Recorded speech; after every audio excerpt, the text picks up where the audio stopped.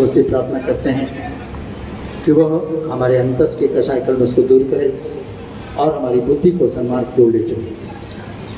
ओम भूर्भुवः स्वः तत्सवितुर्वरेण्यं भर्गो देवस्य धीमहि धियो यो नः प्रचोदयात्। गुरुदेव परब्रह्म तस्मै नमः। ओम यथा सूर्यस्य कान्तिः ओम स्तुता रखते हुए पुष्प अर्पण हमारे सम्मान करना है। तिलक और पुष्प के साथ सम्मान।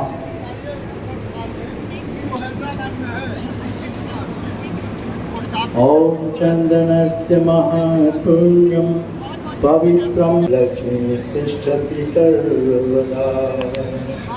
मंत्र पट्टिका भी सम्मान में अर्पित करेंगे। हम सब लोगों से आपका सम्मान किया जा रहा है। उसके पश्चात माया बहन को स्वाति जी अपना मंत्र करें। ओम स्वस्ति न इंद्रो वृद्धश्रवाः स्वस्ति नः पूषा विश्ववेदाः स्वस्ति नस्तारक्षो वरिष्ठनेमिः स्वस्ति नो बृहस्पतिर्दधातु।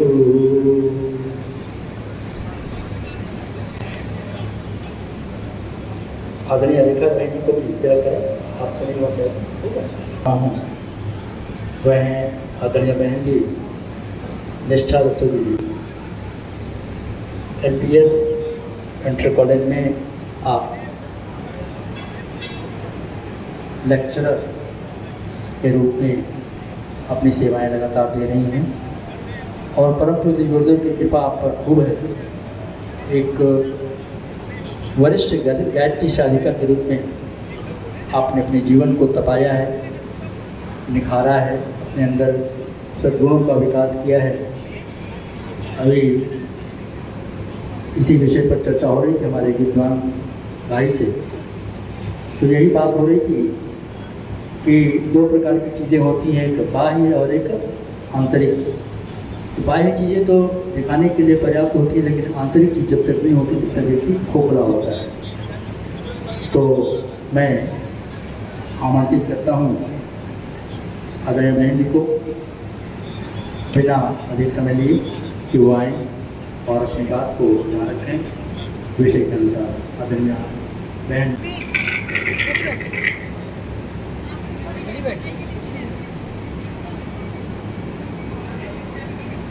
बहुत बहुत धन्यवाद आदरणीय डॉक्टर के.पी. शुक्ल साहब।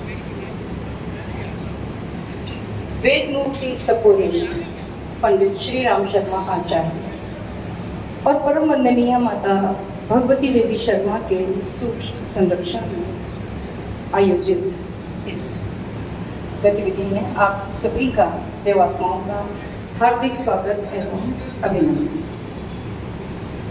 कार्यक्रम का शुभारंभ करते हैं गायत्री परिवार की परंपरा के अनुसार ओंकार गुंजन के साथ। आइए कमर सीधी करके बैठें, दोनों हाथ गोद में, नेत्र बंद, उगते हुए स्वर्णिम सूर्य का ध्यान करते हुए ओंकार गुंजन।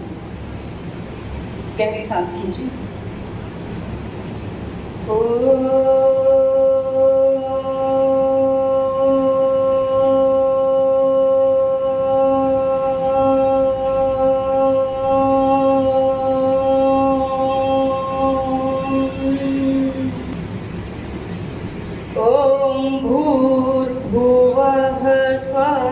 तत्सवितुर्वरेण्यं भर्गो देवस्य धीमहि धियो यो नः प्रचोदयात्। हम सबका गुरुद्वारा है शांति कुंज, ज्ञान की गंगोत्री शांति कुंज। हरिद्वार ऋषिकेश मार्ग पर स्थित, जहां से उस गंगोत्री से निकली गंगा की धारा विराट रूप धारण करके अखिल विश्व गायत्री परिवार को आप्लावित कर रही है। एक गीत के माध्यम से शांति कुंज गुरुकुल है पावन, युग ऋषि का तप धाम है। इस गीत के माध्यम से आइए हम लोग शांति कुंज का दिग्दर्शन करते हैं। शांति कुंज गुरुकुल है पावन, युग ऋषि का तप धाम है। शांति कुंज गुरुकुल है पावन, युग ऋषि का तप धाम है। यहाँ हिमालय की छाया है, गंगा गोद लगाम है। शांति कुंज हरिद्वार की जय।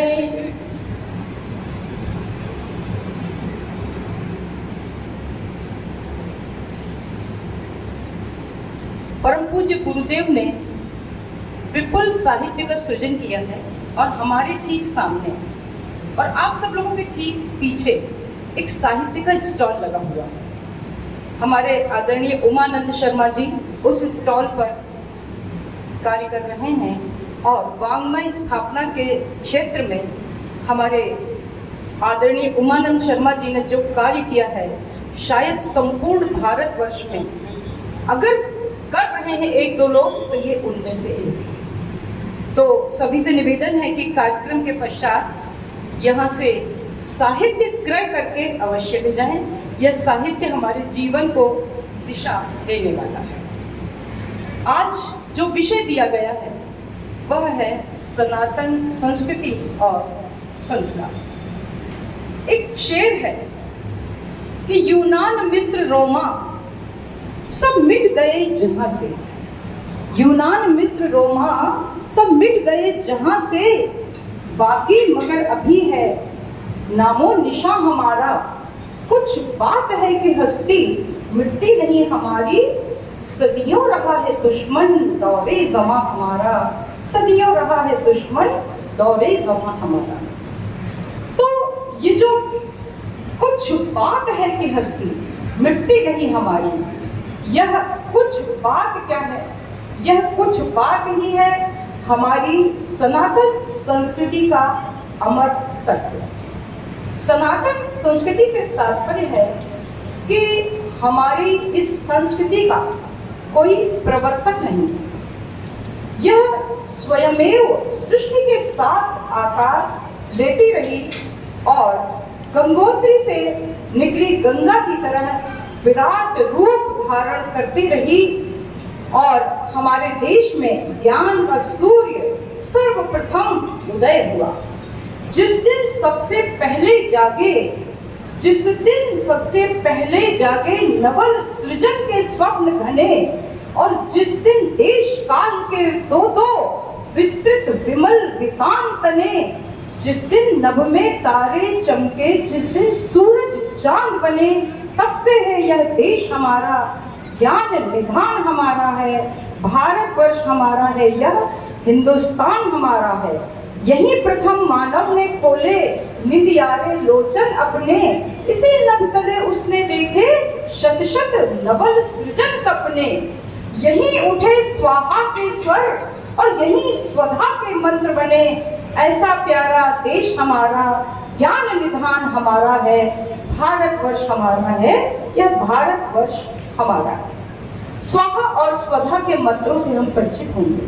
जब भी यज्ञ में आहुतियां देते हैं तो स्वाहा के साथ अपनी आहुति समर्पित करते हैं, और जब पितरों को आहुति देते हैं, पितरों को भोजन देते हैं, तर्पण करते हैं, तो स्वधा के साथ हम अपना जो जल है वह उन्हें समर्पित करते हैं। हमारी इस संस्कृति का जो मूल तत्व है वह है वसुधैव कुटुंबकम, अर्थात ये संपूर्ण वसुधा ही हमारा परिवार है। संस्कृत का श्लोक है, अयम निजः परो वेति गणना लघु चेत साम, उदार चरिता नाम वसुधैव कुटुंबकम। और इसका दूसरा मूल मंत्र है आत्मवत् सर्वभूतेषु, कि हम सभी प्राणियों को अपने समान मानते हैं। पूरा श्लोक है कि परदारेषु मातृवत् परद्रव्येषु लोष्टवत् आत्मवत् सर्वभूतेषु यह पश्यति स पश्यति। जो देखता है वही देखता है, शेष सभी नेत्रहीन है। अर्थात सभी प्राणियों में अपनी आत्मा को देखना, यही हमारी भारतीय संस्कृति की विशेषता है। यह शब्द की नहीं, कर्म की बात है। ऐसा करके दिखाया जाता है। सर्वभूत का तात्पर्य है केवल मानव ही नहीं, सभी प्राणी।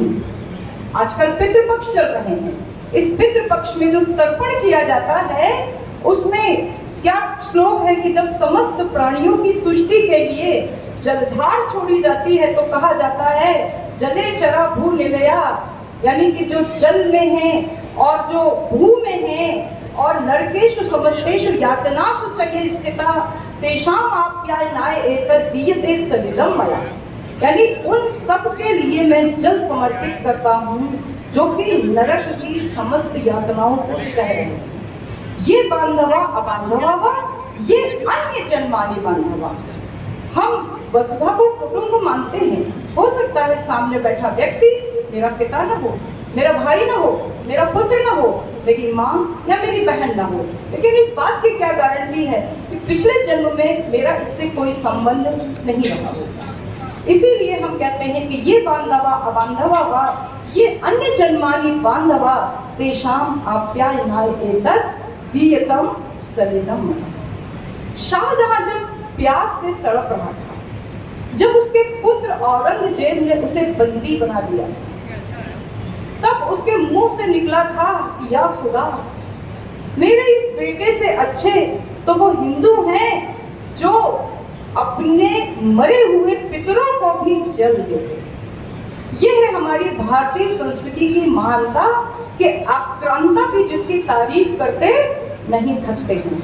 और तुलसीदास ने भी कहा कि परहित सरिस धर्म नहीं भाई, पर पीड़ा सम नहीं अधमाई। राजा शिवी की कहानी सबको पता होगी, जिसने एक कबूतर की प्राण रक्षा के लिए अपने शरीर का दान कर दिया था, क्योंकि वह कबूतर त्राहिमाम त्राहिमाम कहते हुए उनकी शरण में आ गया था। और शरणागत की रक्षा करना केवल भारतीय संस्कृति सिखाती है, सनातन संस्कृति सिखाती है।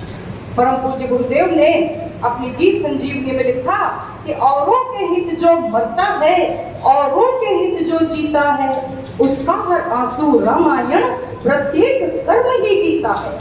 जो तृषित किसी को देख सहज ही होता है आकुल व्याकुल, जिसकी सांसों में पर पीड़ा भरती है अपना ताप अतल, वह है शंकर जो औरों की वेदना निरंतर पीता है। समुद्र मंथन से निकले विष को भगवान शंकर ने पीकर इस सृष्टि को ताप से मुक्त कर दिया था। और वह व्यक्ति जो इस संसार में दूसरों को लाभ पहुंचाने के लिए कष्ट सहता है, वो साक्षात शिव का स्वरूप है।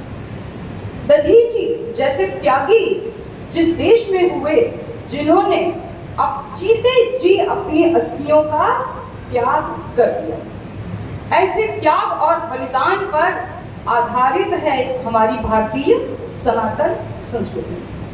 किंतु केवल हमने त्याग, बलिदान और संतोष यही नहीं सीखा है कि गोधन गजधन बाजधन और वेतन धन खान, जब आवे संतोष धन सब धन दूरी समान। ये बात तो सिखाई गई, लेकिन ऐसा नहीं है कि हमने सिर्फ इतना ही सीखा हो। हमने ये भी सीखा कि जहाँ अहिंसा परमो धर्म, वहाँ हमने ये भी सीखा कि धर्म हिंसा तथैव च। महाभारत के अनुशासन पर्व के अध्याय 117 में ये पंक्ति आई है, धर्म हिंसा तथैव च, कि अपने धर्म की रक्षा के लिए हिंसा करना भी उतना ही श्रेष्ठ है। हमारे सभी देवी देवताओं के हाथों में कोई न कोई शस्त्र है। बिना शस्त्र के कोई भी देवी देवता नहीं है। और हमारी संस्कृति हमें सिखाती है शठे शाठ्यम समाचरेत, दुष्ट के साथ दुष्टता का आचरण करना चाहिए। हमारी दीप यज्ञ की पुस्तक, जिसे युग यज्ञ पद्धति के नाम से, जिसका शीर्षक है, जो हमारे सामने के स्टॉल पर लगी हुई है, उसमें एक पंक्ति आती है, महाकाल जिसे दुर्बलता से लगाव हो।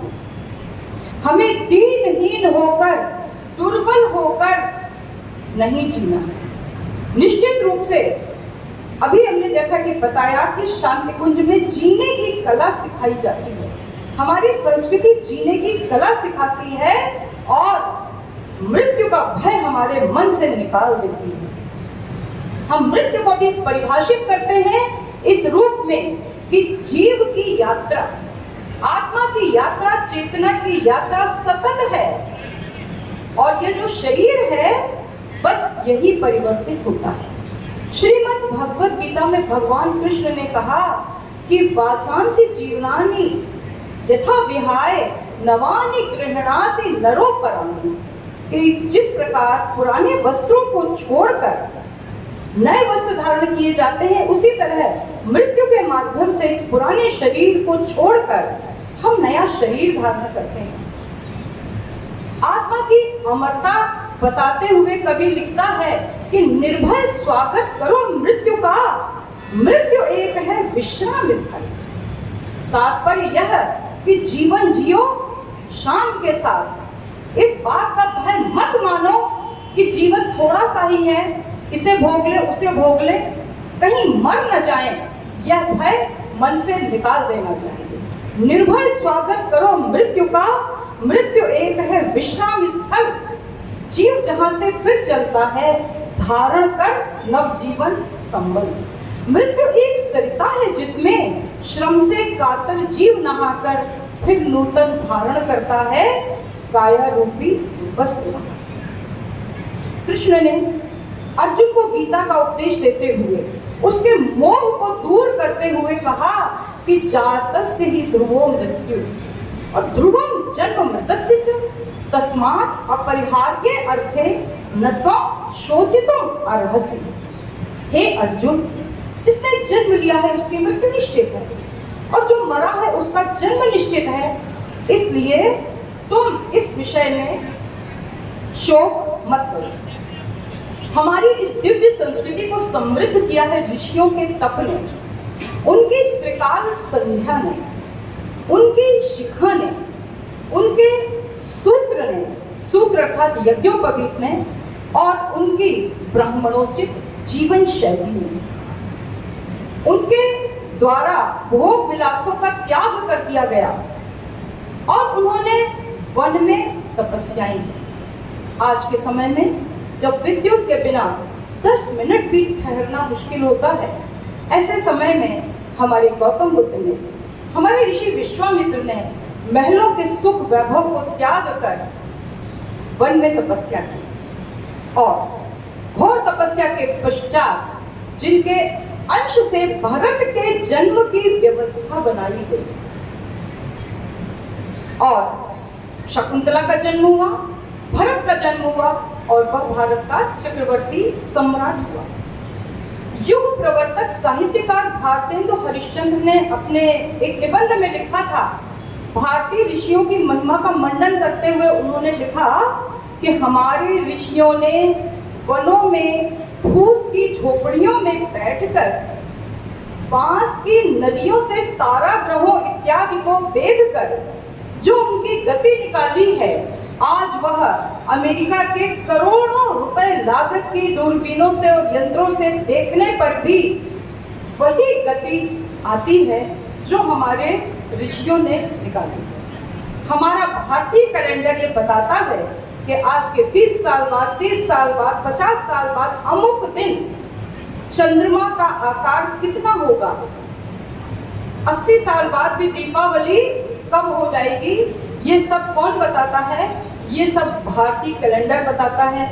हमारा ज्योतिष शास्त्र, खगोल शास्त्र, अंक विज्ञान और प्राण शक्ति चिकित्सा विज्ञान, जो कि अनमोल धरोहर है जिसको समय के साथ भुला दिया गया और जो विदेश से घूमकर वापस आया। इसी ज्ञान के आधार पर हमारे भीष्म 6 माह तक शरशैया पर लेटकर सूर्य के उत्तरायण होने की प्रतीक्षा करते हैं। जिस संस्कृति का संस्कार रहा है श्राप को स्वीकार करना, विश्व मोहिनी स्वयंवर में विष्णु भगवान ने नारद के श्राप को स्वीकार किया और राम का जन्म लिया। कृष्ण ने गांधारी के श्राप को स्वीकार किया। इसी श्रेष्ठता के कारण यहाँ देवता अवतार लेते हैं। गायन्ति देवा किल गीतकानि धन्यास्तुते भारत भूमि भागे स्वर्गापवर्गास्पद मार्ग भूते भवन्तु भूयाः पुरुषाः स्वर्गद्वार। हमारे कवियों ने भी इस भारत भूमि की महिमा का वर्णन करते हुए लिखा है। उन्होंने तुलना की है विषुवत रेखा और ध्रुववासी से कि विषुवत रेखा का वासी जो जीता है नित हाँफ हाँफ कर देता है प्राण निछावर, वह भी अपनी मातृभूमि पर, और ध्रुववासी जो हिम में तम में जी लेता है कांप कांप कर, रखता है अनुराग अलौकिक, वह भी अपनी मातृभूमि पर। और तुम तो है प्रिय बंधु, तुम तो है प्रिय बंधु स्वर्ग से सुखद सकल विभवों की आकर, और धरा शिरोमणि मातृभूमि में धन्य हुए हो जीवन पर। रामचंद्र जी लक्ष्मण से कहते हैं अपि स्वर्णमयी लंका रमे लक्ष्मण रोचते जननी जन्मभूमिश्च स्वर्गादपि प्रियसी। हमारी संस्कृति कहती है मातृ देवो भव, पितृ देवो भव, अतिथि देवो भव। जहाँ का ऋषि त्रिकालदर्शी होता है। जब राजा दिलीप वशिष्ठ के पास जाते हैं तो वो अपनी दिव्य दृष्टि से देखकर बताते हैं कि गौ का अपमान किए जाने के कारण तुम्हें संतान की उत्पत्ति नहीं हुई। पिछले जन्मों में तुम्हारे माध्यम से गौ का अपमान हुआ और तुम गौ की सेवा करो, तुम्हें संतान की उत्पत्ति होगी। और फिर चला दिलीप का वंश, रघुवंश, सूर्यवंश। परम पूज्य गुरुदेव के गुरु स्वामी सर्वेश्वरानंद जी के द्वारा परम पूज्य गुरुदेव को 24 महापुरुष चरणों का निर्देश दिया गया। मंच पर हम एक तस्वीर देख रहे हैं। परम पूज्य गुरुदेव के बगल में कोने में एक हिमालयवासी ऋषि की दिगंबर तस्वीर। यही है हमारे पूज्य गुरुदेव के गुरु। इन्होंने जब गुरुदेव लगभग 15 वर्ष के थे तब उन्हें आदेश दिया कि तुम गायत्री के 24 महापुरुष चरण करो। इन 24 महापुरुष चरणों में तुम्हें 24 वर्षों तक गाय के गोबर से निकले जौ की रोटी का सेवन करना है, क्योंकि गाय के शरीर में समस्त तीर्थों का वास है। रात्रि भर उसके शरीर में ये जौ रहकर संस्कारित हो जाएंगे। यही भोजन तुम्हें वह शक्ति देगा कि तुम्हारे संकेत पर अखिल विश्व गायत्री परिवार कार्य करेगा।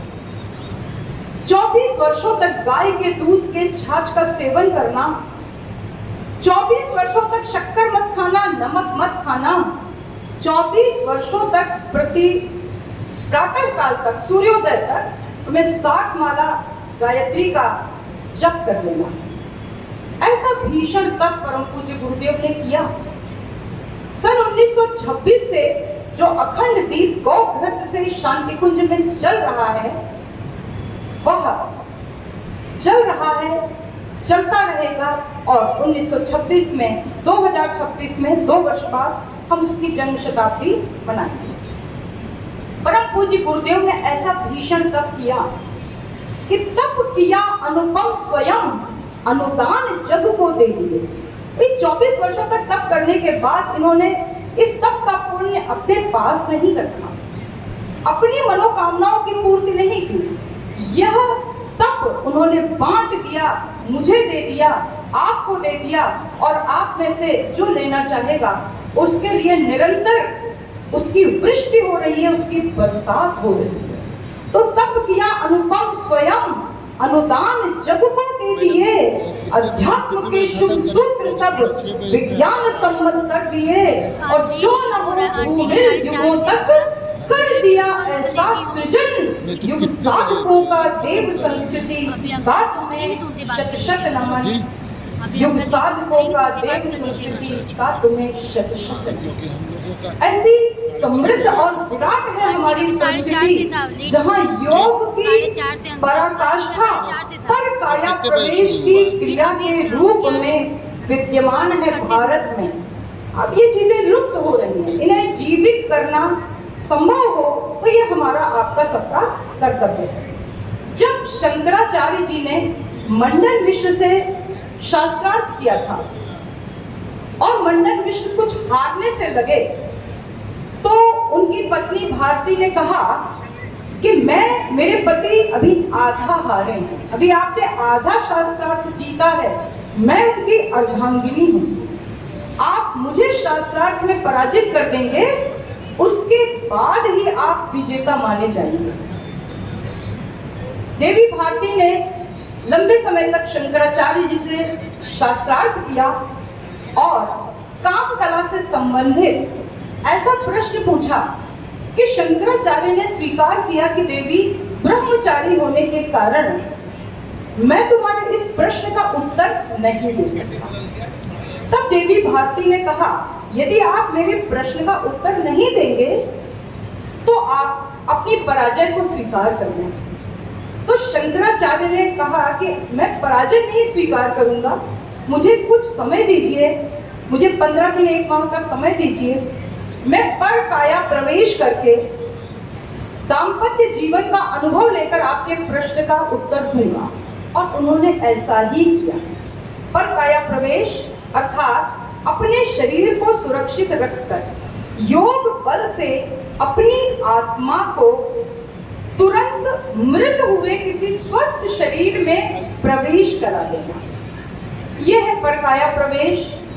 ये हमारे योगी ऋषि मुनि करते आए हैं और इसी क्रिया के बल पर उन्होंने अनंत समय तक ज्ञान विज्ञान के कोश हम सब लोगों के खोल दिए।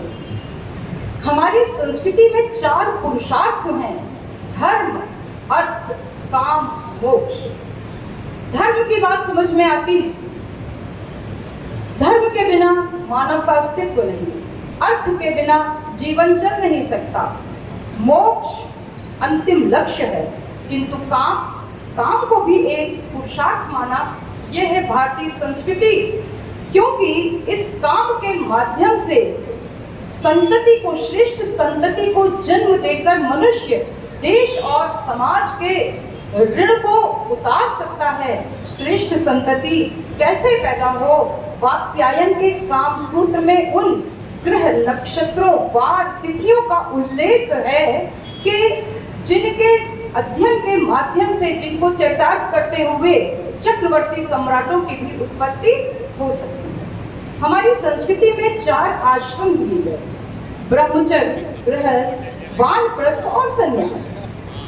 ब्रह्मचर्य आश्रम से हम सभी परिचित हैं। जीवन के 1/4 वर्ष ब्रह्मचर्य पूर्वक विद्या का अध्ययन करना, गृहस्थ धर्म का पालन करना, तत्पश्चात परिवार में रहकर ही समाज सेवा और लोक कल्याण के काम करना।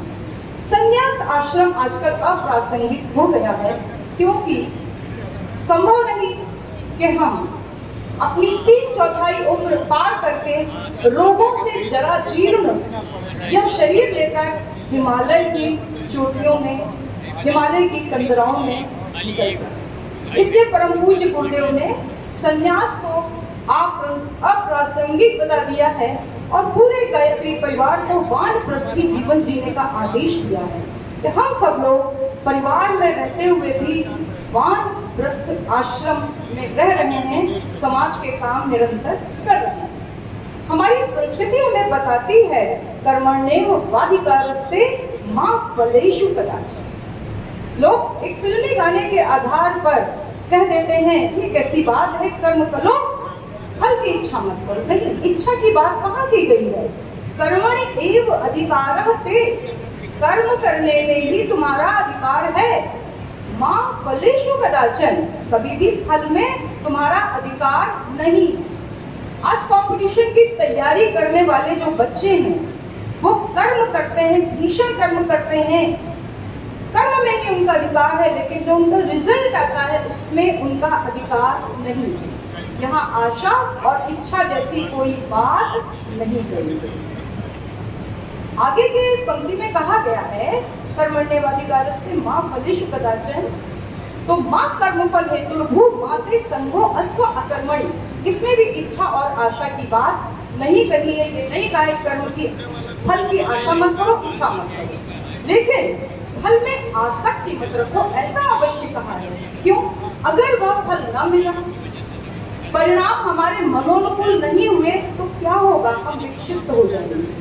यही हमारी संस्कृति है, जो हमारा अध्यात्म है, हर समस्या का ऐसा समाधान देता है कि हम पागल होने से बचते हैं, विक्षिप्त होने से बचते हैं। और हमारे भारतवर्ष में जितने शारीरिक रोगों के चिकित्सालय हैं, विदेशों में मानसिक रोगों के उतने ही चिकित्सालय हैं।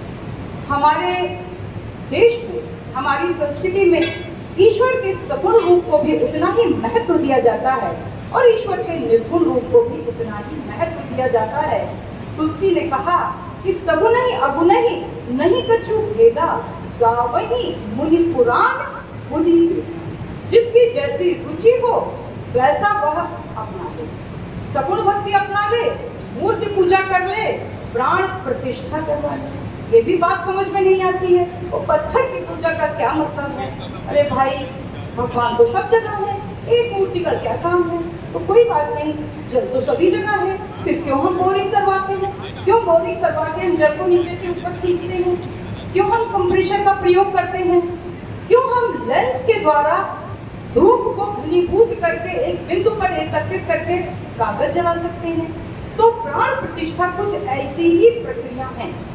मंदिर के शिखर धातु के होते हैं, जो ब्रह्मांडीय ऊर्जा को खींचकर मंदिर में नीचे बैठने वालों पर प्रक्षेपित कर उन्हें असीम शांति और दिव्यता प्रदान करते हैं। इसके विपरीत हवन कुंड का आकार नीचे से सकरा, ऊपर चौड़ा होता है, जिसमें विनिर्मित ऊर्जा विश्व कल्याण के लिए चारों ओर फैल जाती है। हमारी मीरा ने सगुण उपासना की, तुलसी ने सगुण उपासना की, और ऐसी उपासना की, ऐसे साहित्य का सृजन किया कि मीरा के द्वारा और सूर के द्वारा सृजन किए गए साहित्य का रस भारतीय साहित्य के 9 रसों की गागर में समा नहीं पाया, और एक 10वां रस बना सूर की वजह से वात्सल्य रस, और मीरा की वजह से बना भक्ति रस, जिन्होंने कृष्ण को पति के रूप में माना।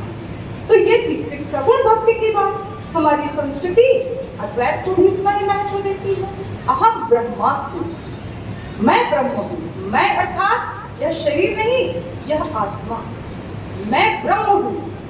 प्रश्न उठता है, तो तुम कौन हो? तत्त्वमसि, वही तुम ही हो। और ये सब कौन है? अयम आत्मा ब्रह्म, यह आत्मा ब्रह्म। शैव और वैष्णव संप्रदाय में भी कोई भेद नहीं। ये सब हम सबके द्वारा स्वार्थवश पैदा किए हुए भेद हैं। शिव हमेशा कृष्ण के दर्शन के लिए आते रहे। जब कृष्ण ने बाल रूप में जन्म लिया तो भी वे दर्शन करने के लिए योगी बनकर आए, और जब उन्होंने वृंदावन में रास रचाया तो शिव भगवान उस रास का दर्शन करने दिया।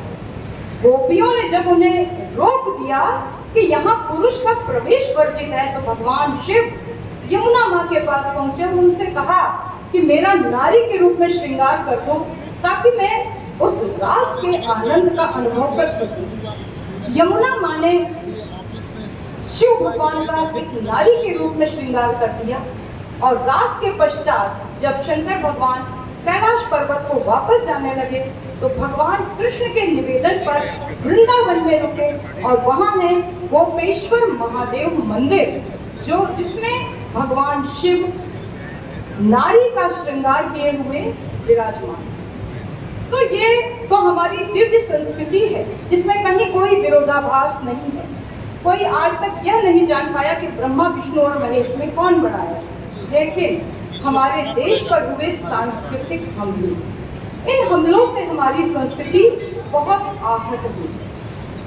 तमिल राजनेता पेरियार, जो कि नास्तिकतावादी हैं, इन्होंने नास्तिकता फैलाने का बहुत कार्य किया और ईश्वर के अस्तित्व पर 15 सवाल उठाए और उन सवालों के जवाब प्रथम दृष्टया लोग देने में असमर्थ रहे। उनके अनुयायी बनते गए और आज भी उनके बहुत अनुयायी हैं। लेकिन परम पूज्य गुरुदेव पंडित श्री राम शर्मा आचार्य के साहित्य में उन 15 सवालों के जवाब मौजूद हैं। एक चारवाक हुए थे। चारवाक ने दर्शन दिया कि यावत जीवेत सुखेन जीवेत ऋण कृत्वा घृतं पिबेत भस्मीभूतस्य देहस्य कुतः पुनरागमन, कि जब तक जियो सुख से, ऋण लेकर भी पियो। यह देह एक बार भस्म हो गई, नष्ट हो गई, तो ये फिर कहां से आएगी? लेकिन प्रश्न उठता है, कब तक ऋण लेकर कब तक घृत पीना, ऋण लेकर कब तक सुख भोगना है? परम पूज्य गुरुदेव ने कहा, कहना कर्मणों गति, कर्म की गति गहन होगी। बुरे कर्मों का बुरा फल होता, ये तो हम सब जानते हैं। लेकिन परम पूज्य गुरुदेव ने ऐसा सुंदर सुंदर नवीन विचार दिया कि जीवन के हर दुख केवल बुरे कर्मों के प्रभाव स्वरूप नहीं होते हैं। अरे भाई, ध्रुव को भी कष्ट मिला, तभी तो 5 वर्ष का बालक तपस्या करने पहुंच गया। प्रहलाद को भी कष्ट मिला, हरिश्चंद्र को कष्ट मिला। क्या ये इनके दुख इनके पापों के कारण है? नहीं, इनके दुख इनके अत्यधिक पुण्यों के कारण है। इसलिए कभी यह मत सोचिए कि हमारे जीवन में आने वाले दुख हमारे बुरे कर्मों का कारण है। हमारे अध्यात्म में हर प्रश्न का उत्तर है। इसीलिए हमारे देश में मानसिक चिकित्सालय बहुत कम है। प्रतिदिन एक पर्व है, हमारी संस्कृति को बर्बाद करने की साजिश चल रही है नई पीढ़ी के माध्यम से, जो कि बहुत हद तक सफल हो रही है। सोशल मीडिया, टीवी के चैनल्स, मार्केट, उपनिवेशवाद, ये सब कुछ भारतीय संस्कृति के विरोधी है। एक पिता के 4 पुत्र थे। एक पिता हुए थे दशरथ, जिनके 4 पुत्र थे, और एक और पिता हुए थे। एक और पिता थे शाहजहां, उनके भी 4 पुत्र थे, शुजा, मुराद, औरंगजेब, दारा शिकोह। इतिहास में काले अक्षरों में अंकित हैं इनके नाम। और एक पिता थे महाराज दशरथ, एक पिता थे जिनके 4 पुत्र थे, जिनका नाम स्वर्ण अक्षरों में अंकित है। तो हमारी सनातन संस्कृति इतनी महान है, इतनी श्रेष्ठ है। इस सनातन संस्कृति को सतत बनाए रखने के लिए ऋषियों ने संस्कारों का विधान बनाया। हुआ करते थे पहले 16 संस्कार, पहले 40 संस्कार थे। 40 संस्कारों से बने 16 संस्कार, और धीरे धीरे गुरुदेव ने मुख्य रूप से 10 संस्कारों को रोका और 2 संस्कार उसमें जोड़े, जन्म दिवस और विवाह दिवस। तो गुरुदेव ने जिन संस्कारों को महत्व दिया, उनमें से पहला संस्कार है पुंसवत संस्कार, जो गर्भावस्था में 3 माह होने से पूर्व किया जाता है और गर्भ में ही शिशु को संस्कार दे दिया जाता है। इसके पश्चात नामकरण संस्कार, अन्नप्राशन संस्कार, मुंडन संस्कार, ये संस्कार हम सभी जानते हैं, अपने बच्चों के कराते। विद्यारंभ संस्कार, और एक है यज्ञोपवीत संस्कार, जिसमें शिखा और सूत्र धारण किया जाता है। औरंगजेब को पता था कि भारतीयों की शक्ति है इनके शिखा और सूत्र में, इसलिए वो 72 मन जनेऊ और शिखा जलाकर भोजन करता था। लेकिन हम अपनी शिखा और सूत्र के महत्व को नहीं जानते। चाणक्य ने अपनी शिखा खोलकर, अपमानित होकर अपनी शिखा खोलकर नंद वंश के नाश की प्रतिज्ञा की, और उन्होंने अपनी शिखा को तब तक नहीं बांधा जब तक अपने लक्ष्य को पूरा नहीं कर लिया। इसमें गुरुदेव ने 2 संस्कार और जोड़े, जन्म दिवस और विवाह दिवस। जन्म दिवस अर्थात हमारे जीवन की 1 वर्षीय योजना कि अगले वर्ष के लिए हम अपनी जीवन शैली में क्या सुधार करेंगे, और विवाह दिवस संस्कार अर्थात हमारे दाम्पत्य जीवन में आई हुई विकृतियों को हम कैसे दूर करें। तो इन संस्कारों के माध्यम से मनुष्य जीवन सुंदर होता चला जाता है और हमारी संस्कृति की रक्षा होती है। आइए शांति पाठ करते हैं। ओम यो शांतिरंतरिक्षं शांति पृथ्वी शांतिरापः शांतिरोषधयः शांति वनस्पतयः शांतिर्विश्वे देवाः शांतिर्ब्रह्म शांतिः सर्वं शांतिः शांतिरेव शांतिः सामा शांतिरेति। ओम शांति शांति शांति सर्वारिष्ट शांतिर्भवतु। बोलिए भारत माता की जय, बोलिए भारत माता की, सत्य सनातन संस्कृति की। आप सभी को गायत्री परिवार के प्रतिनिधि के रूप में मेरा सादर प्रणाम। आप लोगों ने बहुत धैर्यपूर्वक ध्यान से सुना, बहुत बहुत धन्यवाद।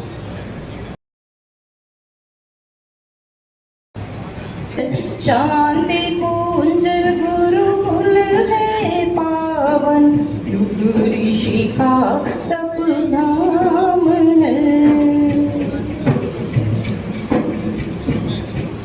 तपस्थली सप्त ऋषियों की है, वातावरण दिव्य इसका। युग का विश्वामित्र यही है, सारा विश्व मित्र जिसका। युग वशिष्ठ के ज्ञान यज्ञ की लपट यहाँ विराम है। शांति कुंज गुरुकुल है पावन, युग ऋषि का तप धाम है। शांति कुंज गुरुकुल है पावन, युग ऋषि का तप धाम है। सन 1926 की बसंत पंचमी से अखंड दीप गौघृत से प्रज्वलित है और इस दीप के समीप देव कन्याओं का अखंड जप सन 1926 से चल रहा है। अखंड दीप की यह ज्योति ही अखिल विश्व गायत्री परिवार को प्रकाशित कर रही है और हम सभी की शक्तियों का स्रोत है। दीप अखंड यहाँ जलता है, किरण फूटती ज्ञान की। दर्शन से उकसा करती है बाती साधक प्राण की। कोटि कोटि गायत्री जप से सेत पीठ यह धाम है। शांति कुंज गुरुकुल है पावन, युग ऋषि का तप धाम है। जब हम शांति कुंज पहुंचते हैं तो आपका कोई जानने वाला हो या न हो, लेकिन देव मंच पर रखे हुए चित्र में जैसे कि हम परम पूज्य गुरुदेव को देख रहे हैं, परम वंदनीय माता जी को देख रहे हैं, वहाँ के कण कण में हमें इनके प्रेम की, इनके दुलार की, इनके स्नेह की अनुभूति होती। माँ की ममता प्यार पिता का शिष्य यहाँ पर पाते हैं। दिव्य आचरण यहाँ गुरु के जीवन कला सिखाते हैं। युग के तक्षशिला नालंदा गुरुकुल तुम्हें प्रणाम है। शांति कुंज गुरुकुल है पावन, युग ऋषि का तप धाम है। मात्र ऐसा नहीं जैसा कि लोग समझते हैं कि हवन, दीप यज्ञ यही तो शांति कुंज के काम है, यही गायत्री परिवार के काम है। ऐसा नहीं। आज आध्यात्मिक नैतिक सामाजिक क्रांति यहाँ से होती है। ज्ञान और विज्ञान मिलन की यहाँ अनूठी रीति है। परम पूज्य गुरुदेव ने अध्यात्म का वैज्ञानिक प्रतिपादन किया। हमारी धार्मिक आध्यात्मिक क्रियाओं का हमारे शरीर पर, हमारे मन पर, हमारे हृदय पर, रोगग्रस्त अंगों पर क्या प्रभाव पड़ता है, इसका संपूर्ण अध्ययन शांतिकुंज के आधे किलोमीटर दूर स्थित ब्रह्म वर्चस्व शोध संस्थान में किया जाता है। करोड़ों रुपए लागत की मशीनें वहां लगी हुई हैं जो आध्यात्मिक क्रियाओं के शरीर पर, मन पर प्रतिफल का अध्ययन करती रहती है।